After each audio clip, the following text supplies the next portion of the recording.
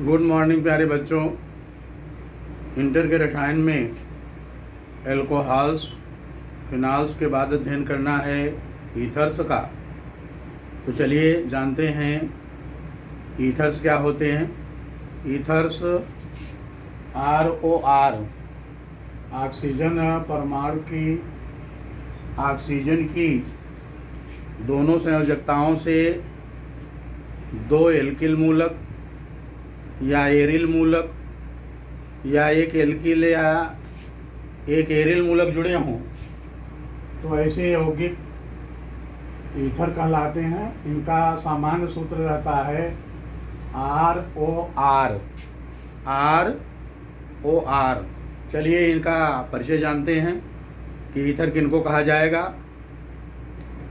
Ether monohydric एल्कोहलों के anhydride होते हैं।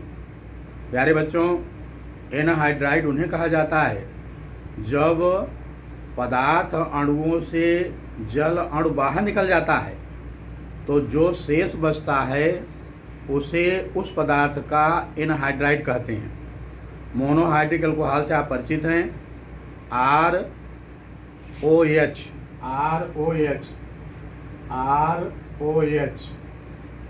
ये मोनोहाइड्रिक एल्कोहल है ROH।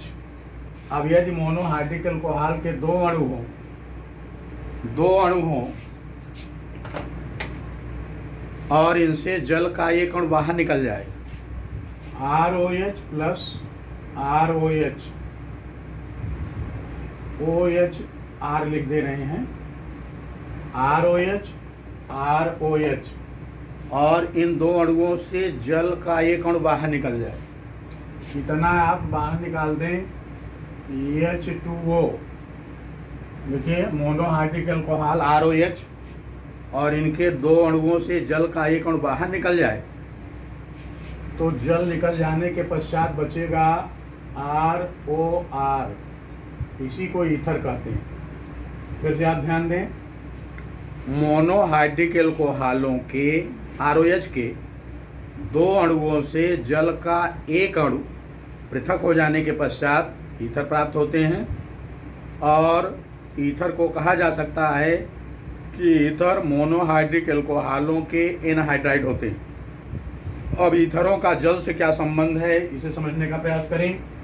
जल होता है HOH, जल है HOH।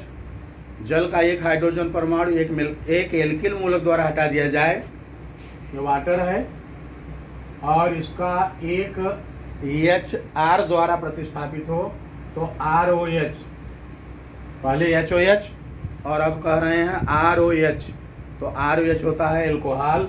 और यदि जल के दोनों हाइड्रोजन परमाणुओं का एल्किल मूलकों द्वारा प्रतिस्थापन हो जाए तो ROR ईथर होते हैं। ईथर तो प्यारे बच्चों एक बार फिर से समझने का प्रयास करें कि जल और ईथर में क्या संबंध है। जल है HOH, यदि एक H का एक एल्किल मूलक R द्वारा प्रतिस्थापन हो तो ROH, इनको एल्कोहल कहेंगे। और यदि दोनों हाइड्रोजन परमाणुओं का एल्किल मूलक द्वारा प्रतिस्थापन हो तो ROR, इन्हें ईथर कहते हैं। इसका तात्पर्य यह है कि एल्कोहल जल के मोनो एल्किल व्युत्पन्न होते हैं जबकि ईथर जल के डाई एल्किल व्युत्पन्न होते हैं। अब ईथरों का अगर वर्गीकरण देखा जाए, क्लासिफिकेशन, तो आप जान पाएंगे ईथर को पहले सिंपल, सरल और मिश्रित में बांटा गया है। सरल और मिश्रित ईथर। सरल ईथर, सिंपल ईथर तब कहा जाता है, सिंपल ईथर तब कहा जाएगा जब ईथर के दोनों एल्किल एक समान हो। जैसे ROR में ROCH3 CH3OCH3, देखें ROR CH3OCH3, तो R के स्थान पर आ गया मेथिल मूलक CH3। इसका नाम है डाईमेथिल ईथर, और ये सिंपल ईथर है। साइमेट्रिकल है, सममित में है। इसी तरह से यदि लिखें C2H5O तो आप समझ सकते हैं कि अब R के स्थान पर एथिल आ गया है और इसका नाम होगा डाई एथिल ईथर। अब इसी तरह से अन्य जितने हैं C3H7O C3H7 तो ये प्रोपिल है और इसको कहेंगे डाई प्रोपिल ईथर। तो सरल ईथर उन्हें कहा जाता है जिनमें दोनों आर समान रहते हैं। अब दूसरा वर्ग है मिश्रित ईथर का। मिश्रित ईथर तब कहा जाएगा जब ईथर के दोनों आर भिन्न भिन्न हो, जैसे ROR डैश सरल है, ROR दोनों एक समान है, जबकि मिश्रित में मिश्रित में ये दोनों अलग अलग रहते हैं, ROR डैश। जैसे R के स्थान पर लिखें CH3 और यहाँ लिखें C2H5 तो आप देख रहे हैं दोनों R भिन्न हैं, एक मेथिल है दूसरा एथिल है। इसको कहेंगे एथिल मेथिल ईथर। तो इसी तरह से जब ये भिन्न भिन्न रहते हैं तब इन्हें कहा जाता है मिश्रित या अनसाइमेट्रिकल। जैसे एक दूसरे उदाहरण में समझें, CH3O C3H7 ये प्रोपिल है, ये मेथिल है, तो कहेंगे मेथिल प्रोपिल ईथर। और इनमें दोनों आर भिन्न भिन्न हैं इसलिए मिश्रित हैं। और यदि ये दोनों एक समान रहेंगे तो इनको सरल ईथर कहा जाएगा। सरल ईथरों को साइमेट्रिकल सममित ईथर और मिश्रित ईथरों को अनसाइमेट्रिकल कहा जाता है।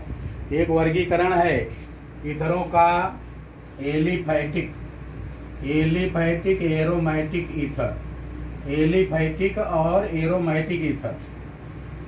एलिफैटिक ईथर तब कहा जाता है जब दोनों आर एल्किल मूलक हों, जैसे CH3O CH3 इसमें ये मेथिल ये दोनों एलिफैटिक हैं, एथिल ये दोनों एलिफैटिक हैं, प्रोपिल ये दोनों एलिफैटिक हैं, ये एलिफैटिक ईथर हैं। इसी तरह से CH3O C2H5 इसमें मेथिल और एथिल दोनों एलिफैटिक हैं, एल्किल मूलक हैं, तो ये कहलाएंगे एलिफैटिक ईथर। अब एक दूसरा वर्ग है एरोमैटिक ईथर। एलिफैटिक और एरोमैटिक ईथर उनको कहा जाता है जिनमें एक या दोनों आर एरिल समूह होते हैं। एरिल जैसे CH3O C6H5 तो देखिए इसमें C6H5 एरिल है, ये फेनिल है, तो मेथिल फेनिल ईथर ये एरोमैटिक है। ऐसा हो सकता है कि ये दोनों एरिल हों, इसमें एक एल्किल है दूसरा एरिल है। अब ये दोनों एरिल हो सकते हैं, जैसे C6H5O C6H5 ये भी एरिल और ये भी एरिल। इसमें एक एरिल था, इसमें एक एल्किल था, इसमें दोनों एरिल हैं, तो ये डाई फेनिल ईथर है, ये मेथिल फेनिल ईथर है और ये एक साथ कहलाएंगे एरोमैटिक ईथर। और यदि ये एल्किल हों, CH3 हों, C2H5 हों, C3H7 हों, तो इनको एलिफैटिक ईथर कहा जाता है। तो ये रहा ईथरों का परिचय और वर्गीकरण।